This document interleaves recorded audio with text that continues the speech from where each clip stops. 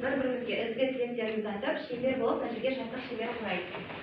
Қане, үшінші топтықта қоршап, бір-бірімізге жылы лебіздерімізді білдірейік. Қане, келе ойнасыздар, жылдарыңыздар. Мансұр Әли, бүгінгі сабақта мен саған сәттілік тілеймін. Рахмет. Нұрғанат, бүгінгі сабақта саған сәттілік тілеймін. Бүгін ашық сабағың жақсы өтті. Бүгінгі сабағыңа саған сәттілік тілеймін. Бүгін бәрі сабағынан 5 ал. Сенің бүгінгі күніме сәттілік тілеймін. Мен саған сәттілік тілеймін. Сабаққа белсенді қал. Мен саған бүгінгі сабағыңа сәттілік тілеймін. Назым, бүгінгі сабағыңа сәттілік тілеймін. Сабаққа белсенді қатыс. Айша, бүгінгі сабағыңа сәттілік тілеймін. Сабағыңды бүгін еспен ал. Сайда, бүгінгі сабағыңа сәттілік тілеймін. Көңіл күй түспесін. Ақжарқын, мен сенің бүгінгі ашық сабағыңа сәттілік тілеймін. Ашық сабаққа белсенді қатысып бесін. Айдана, бүгінгі сабағыңа сәттілік тілеймін. Және де бүгінгі барлық сабағыңа белсенді қатысып 5 ал. Айда, бүгінгі сабаққа сәттілік тілеймін. Бүгінгі сабаққа белсенді қатысып сәттілік тілеймін. Озан, бүгінгі сабаққа белсенді қатысып Рахма, бүгінгі ашық сабағында көңіл күйіңді күшті өткіз. Бүгінгі сабақтан 5 ал. Ақылбек, бүгінгі күніңе сәттілік тілеймін. Барлық сабақтан 5 ал. Үште, бүгінгі сабағыңа сәттілік тілеймін. 5 пен ал. Сізді көп оқығаныңыздар болды. Рахмет сізге. Олай болса, балалар осындай көңіл күймен мына жерде бір-бір карточкамызды алып, 3 топқа отырамыз. Бірінші топқа дұрыс бөлшектер, екінші топқа дұрыс бөлшектер, үшінші топқа араласады. Дәптерімізді, оқулықтарымызды алып, сол топқа отыра қоямыз. Қайда отыра қоямыз, жылдан-жылдан. Сабағымызды тақырыптан бастайық. Қайда орналасып болып қалыпсыздар.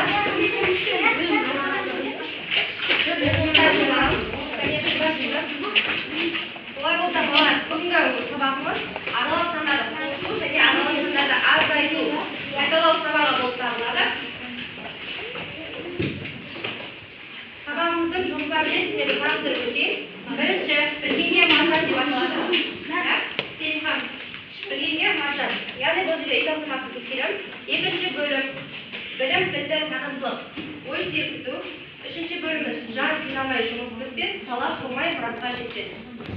Төртінші бөліміміздің атауы еңбегіне қарай өнбегі, яғни бұл жерде оқулықтармен есеп шығарамыз. Жылдан-жылдан отырамыз қане. Бесінші бөлім бағалау, қорытындылау, алтыншы бөлім рефлексия. Яғни кері байланыс. Бірінші бөлім бойынша 3 топқа қазір сұрақтар беремін. Топ бойынша дайындаламыз және сұрақтарға қазір жауап беруге тырысамыз. Әркім өзіне берген сұрақтар бойынша және бірігіп ақылдасып, топ басшысы жауап береміз. Топ басшыларымыз.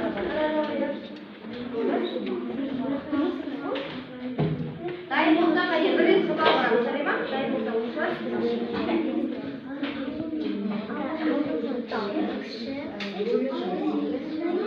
Дайындауға 1 минут уақыт беремін.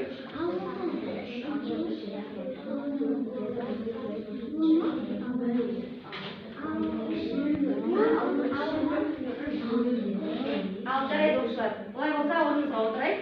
Бірінші сұрақ бойынша. Бірінші бұрыс бөлшек тобы бастасын, ал кім дайындалады? Кім дайын? Кім жауап береді? Мансұр Әли, қазір жауап берейік. Бірінші сұрақ, қазір оқи ғой. Мансұр Әли. Қандай сұрақ? Дұрыс бөлшек дегеніміз не? Дұрыс бөлшек дегеніміз не? Бастаулық мүшелері қандай екен? Дұрыс бөлшек дегеніміз алымы кіші, бөлімі үлкен.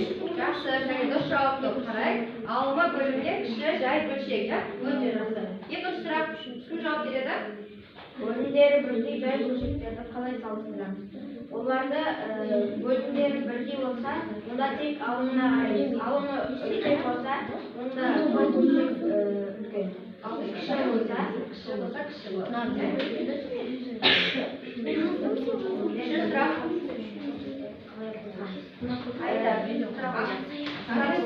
Бөлімдері бірдей бөлшектерді қалай қосамыз? Оларды бөліктерді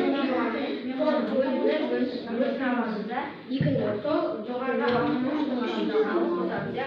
Жақсы, өте тамаша. Екінші топқа шапалаққа қойып, ал дұрыс көшет тобының жауаптары. Отырамыз, әркім өз орнына отырсын, иә, қане? Дұрыс көшет деген бізде. Алма үлкен, бөлімі кіші. Жақсы, келесі оқушыларына ғой. Бөлімдері әртүрлі бөлшектерді қалай қосамыз, ортақ бөлімге келтіреміз. Екінші сұрақта, кім жауап береді олай болса? Бөлімдері әртүрлі бөлшектерді Әріптердің көмегімен бөлімдерді бірге жай бөлшектерді қосу ережесін жазып көрсетті. Бізде екінші сұраққа жауапсыз қалды, екінші сұраққа ешкім жауап бермеді. Бөлімдер әртүрлі бөлшектерді ортақ бөлімге келтіреміз және оның алаңдарын келтіріп қосу және азайту ережесін орындаймыз. Толығырақ жауап жақсы. Ал үшінші сұрақ бойынша жазып беру, қосуды жазу керек, иә? Ал жаза ғой.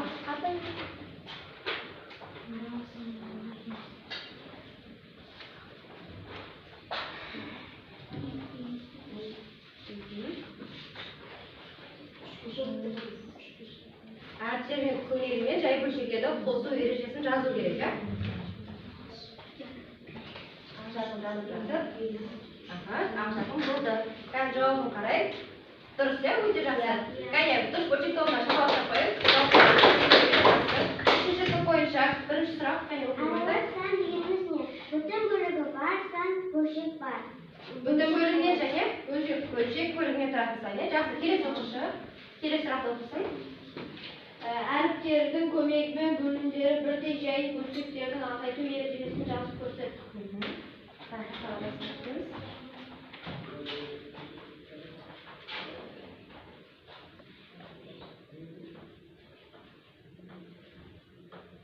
Бөлімдері бірдей жай бөлшектердің азайту ережесін жазу керек, иә? Бөлімі А, алма Б азайтқанда, иә? Жақсы, өте керемет. Аралас сандарды қалай қосамыз? Аралас сандарды қосу үшін ортақ бөлімге келтіріп, қосу азайту амалдарын қолданамыз. Ал бүтін бөліктерін не істейміз? Бүтін бөліктері олар өзі қалады. Бүтін бөліктерін қосамыз ба? Азайтамыз, иә? Сәйкесінше тапсырма қалай беріледі? Қосу болса қосамыз, азайту болса азайтамыз, иә?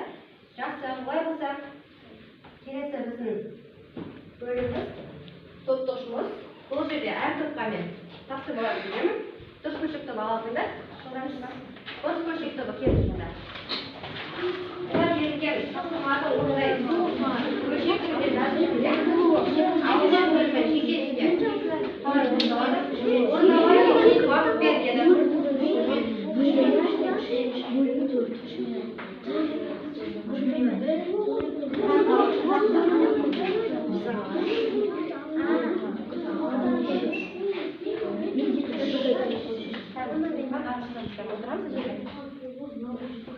Жақсы, дұрыс бөлшек тобы алда келе жатыр. Молды құстасың да, шапалақтай қайын. Келе бойда тақтаға дұрыс бөлшек тобы.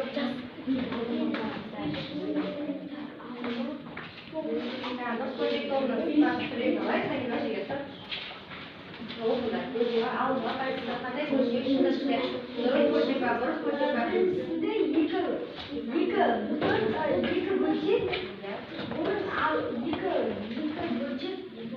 Екі бөлімі, бір алма, иә? Жақсы. Сонда қандай дұрыс бөлшек шықты бізде? Екіден бір. Тамаша. Екіншісінде бізде үштен бір. Бөлімі алма бір. Жақсы. Үшінші сурет. Үшінші суретте бізде жазылуы 4-тен 1, бөлімі 4, алымы 1. Жақсы. Сонда қандай бөлшек шықты бізде? 4-тен 1 деген. Жай бөлшек шықты. Жақсы, отыра қойыңдар, тамаша. Шапалақтай қойыңдар. Екінші бөлшек тобы бізде? Болыспа? Келе қойыңдар, дұрыс бөлшек тобы.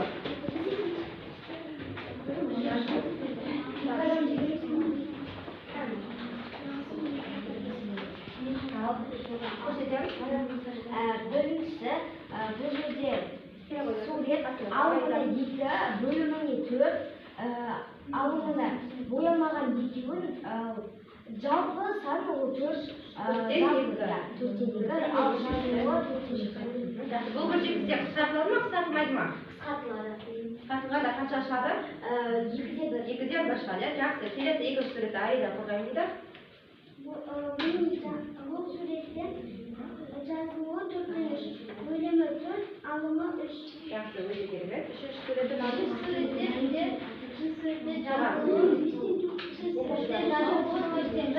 Bölümü 4, alımı 1.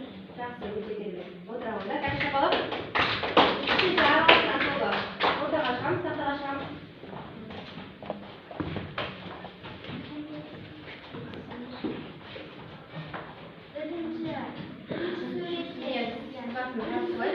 Alımı 3, bölümü 6, жазылуы 9,6'dan 3.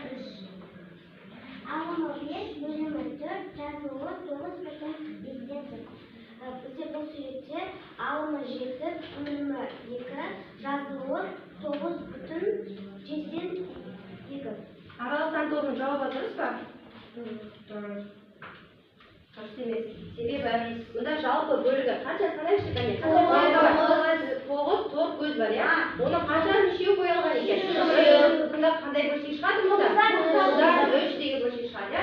Екінші суретте қарай қанша бөлік? Бұл жерде 9 бөлік және оның 5 бөлігі. 9-дан 5 деген дұрыс бөлшек шығады екен. Міне араласқан топтардың артына қарай шатастырып алдық, иә? Ешетпей жарайды. Үшінші суретті айтсақ, мұнда да 9-дан жалпы бөлімі 9, ал оның боялғаны 7. Сонда 9-дан 7 деген бөлшек шығады. Жақсы, отыра отырайық. Келесі жолы есте болашақ. Үшінші бөлімге көшейік. Мұнда жасырылған санды табуымыз керек. Әр сұраққа қазір тапсырмалар берем. Бұл жерде тапсырмалар барлығы орындалған, бірақ сандар жасырылып қалған. Bir sanda bütün bölümü жасырылған, екінші санда бөлшек бөлімі жасырылып қалған, сол сандарда табуымыз керек. Кәне үшін жасайық.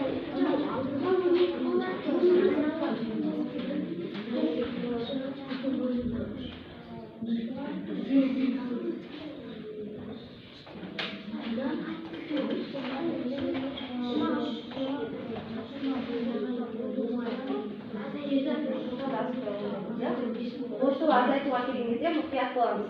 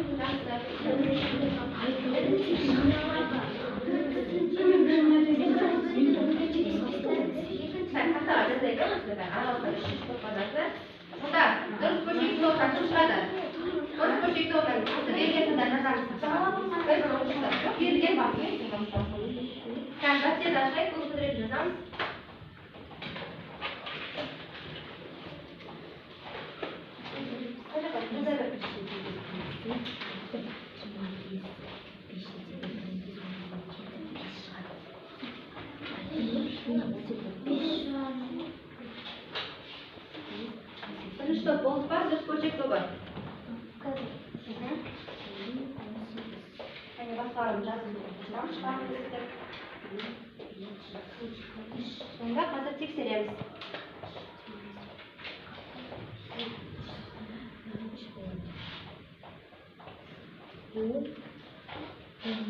Басқарым айда екіншіден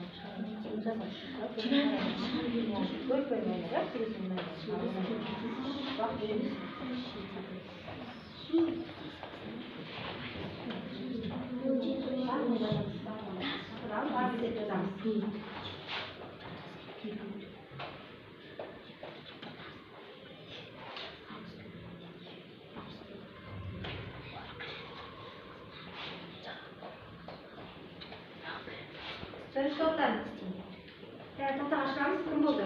Бірінші есеп болды па, Олжан? Келе қойды.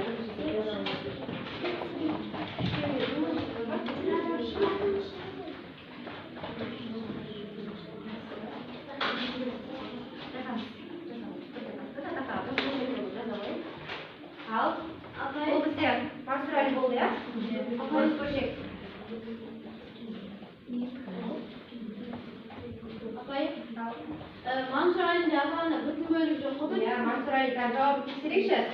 Javobni 2/6 bo'lishi kerak. Agar Mansuray o'tirsadi, yaxshi, durust deb sanaylik. Ikkinchisi javobga qarang. 8/737 durust ya, tomosha. Uchinchisi 16/625. Durustmi? Durust ya, yaxshi, keling. Uchinchi topni tekshirib ko'ring. 4/17. Durust, tomosha. Ikkinchi 3/20dan 5. Durust. Uchinchi 9/48 dan 41. Tomosha. Uchinchi aralsan qo'ygan javob. To'g'ridirmi bu? 7 aniqqa 3 qo'shsak to'g'ri. Так, ana biz o'shaga 48 dan 41 bizda aralsan to'plarni qarab qo'yingda. To'g'ri berilmoqda. Aralsan aylantirib kelmaydi, 12 dan 48. Bunda bo'lib bo'lsa 4 ya 12 bo'lsa 48 16 bo'lsak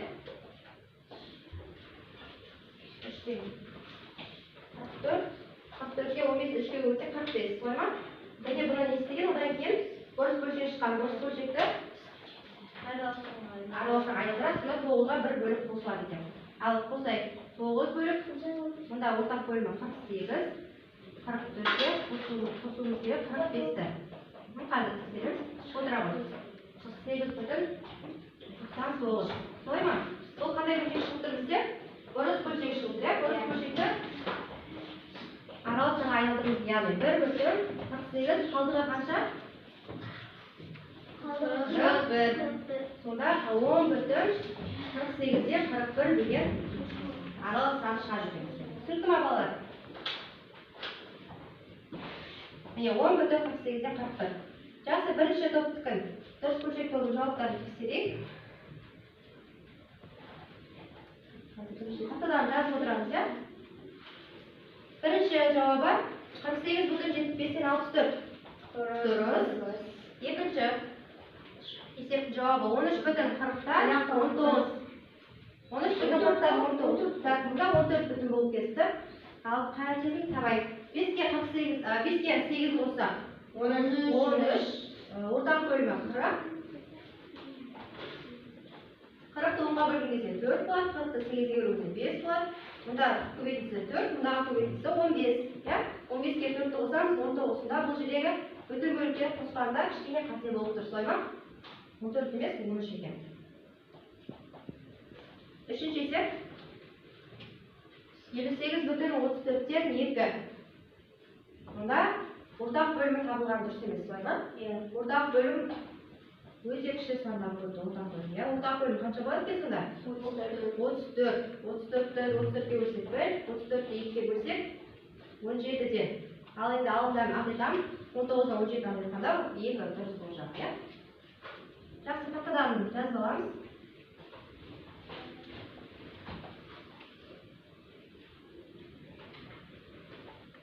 Transportlar uçmak koyarız falan.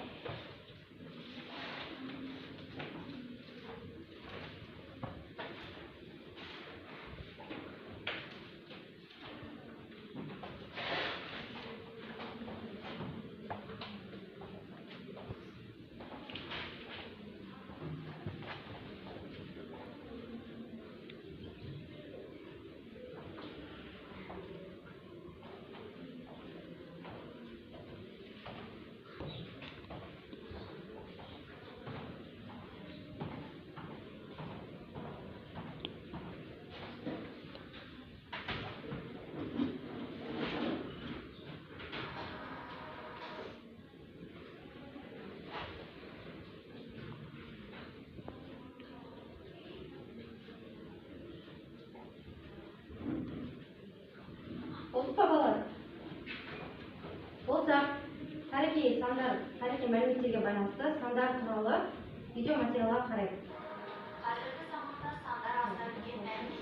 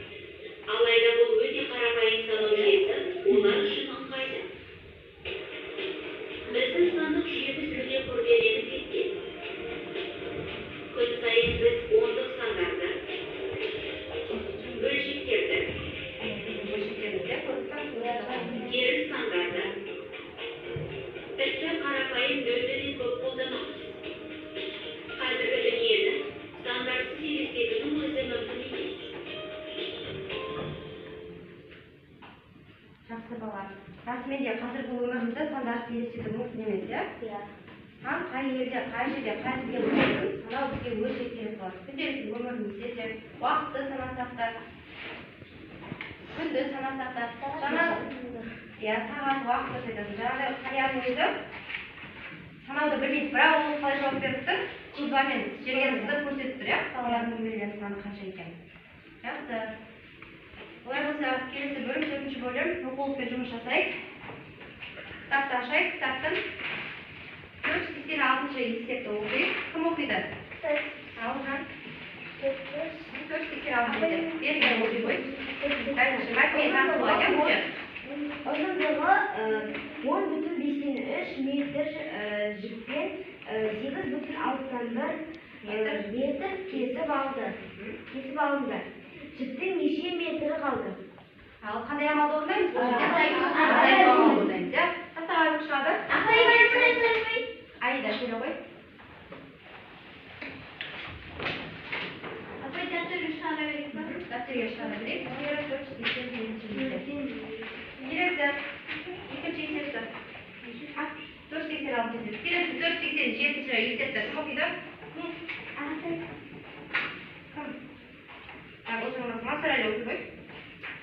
Ауаның жәшігімен бірге есептегенде массасы 35,15-тен 4 килограмм. Жәшікші тауардың өз массасы 29,1 килограмм. Жәшіктің массасын табыңдар. Бұл жерде қандай амалды орындаймыз?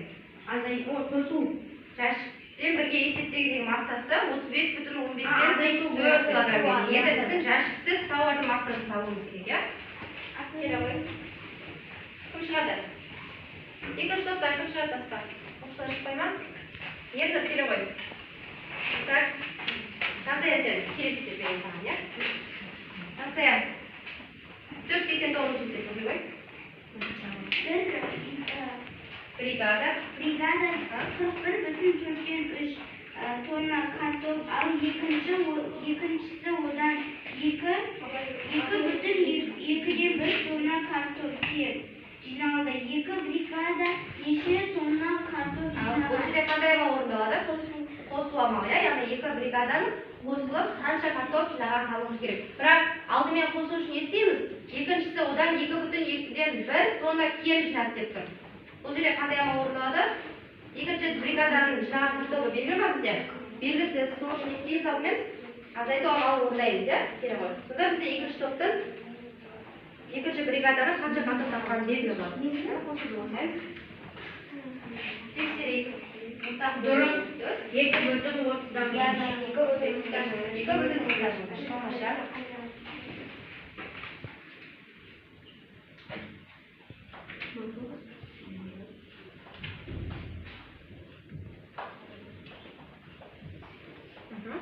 Төрттен үштен азайтамыз 2,2-ден 1-ді, иә? Бүтін бөлігін ортаға жасайық, иә? Алымен бірге қатарласып қалмасымыз, иә? Ортасын жасаймыз. 64 жақсы. Ортаға бөлігін Ортаға ортаға жасайық. Бүтін бөлігі қайда кетті?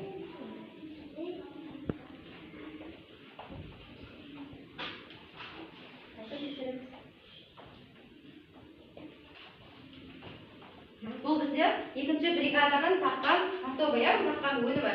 Олай болса, енді бізге сұрақ, екі бригада қосылып қанша картоп жинады дейді, соны табуымыз керек. Ол үшін не істейміз? Бірінші бригаданы екінші бригаданы. Дұрыс айтамыз.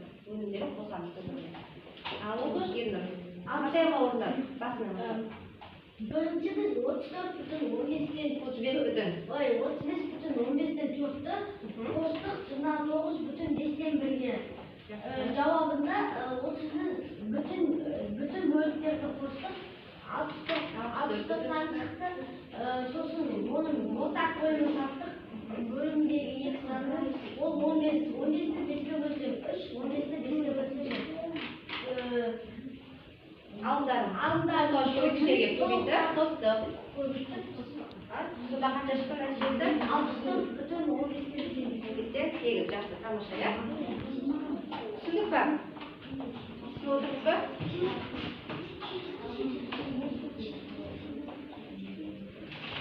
Kaçıya var gidaydılar? Ya, kaçıya var gidaydı? Koy aldı. De yürü, koymuş kaçırdı? Evet, telefon, işte oldu. Al, nasıl yapayım? Nasıl yapayım? Okuyuşa. İstedim.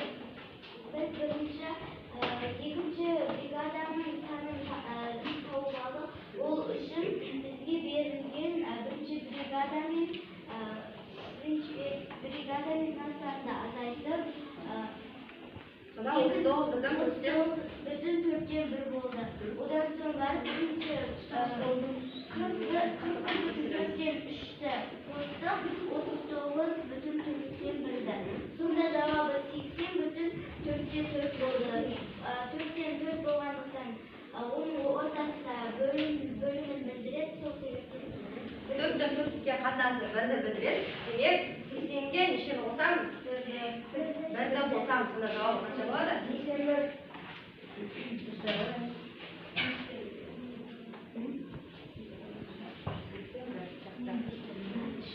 Güzel oturamamış.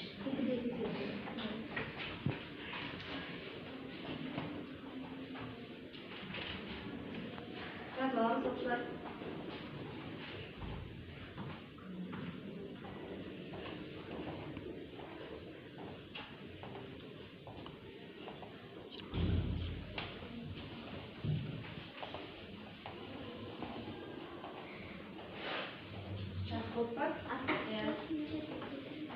Ya, inspektorga o'zlari maqola kriteрийлер bo'yicha bunda ballarni qo'yib o'tirgan emas. Suratlарға javob berdi.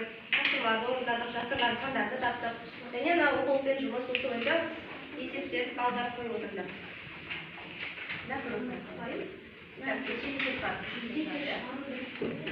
Uchinchi soat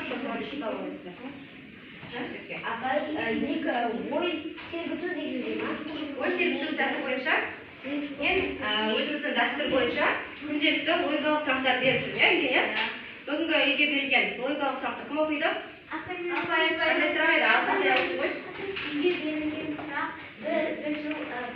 Bir yilda qancha eksen var. Al javob topgan var.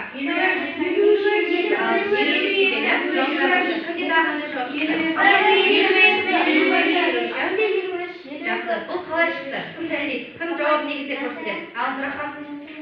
Apay uni 67 немесе 64'te Chetiga bo'lindi. Bir haftada bizning chekimiz bor, ya? Cheksema bir haftada bir reyt qana keladi. Shuni hisob etib chetiga bo'lganingizda qancha chiqadi? 23 chiqadi. Loyigalik surahtga ya, bo'yicha so'zlarga bir bayon qilib qo'yamiz.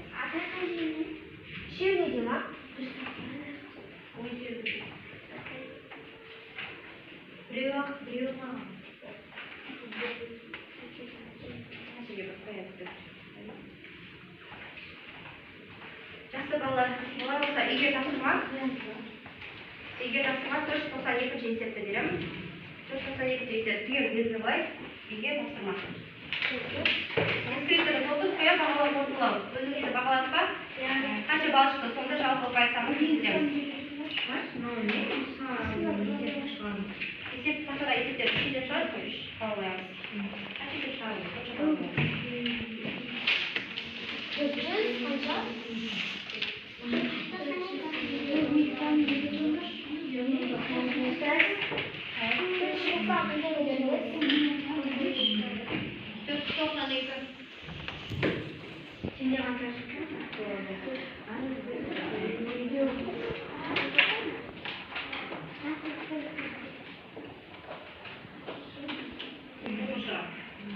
Чего пошла?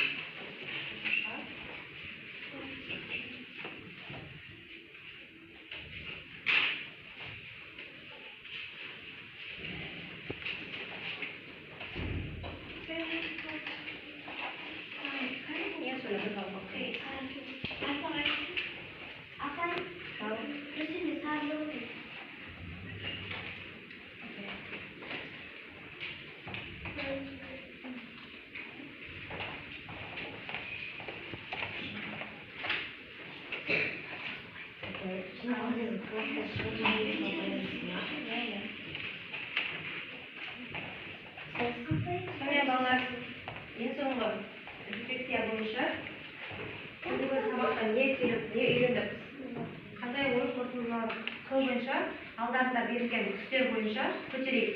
Яғни түсіндірген кейбір жерлерді толықтырамын деген болсақ, қызыл түсті көтереміз. Ал егерде жақсы сабақты меңгердім, өзім орындай аламын десек, жасыл түсті көтереміз. Егерде сабақты түсініп, бірақ сенімді емеспін десеңдер, сары түсті көтерейік. Жақсы барлығымыз түсінген сияқтымыз. Тағысында кішкене сары түс көтеріп тұр, толықтыру керек. Жақсы қалғандарда тамаша. Бүгінгі сабаққа белсене қатысқандар үшін көп рахмет. Сабақ аяқталды.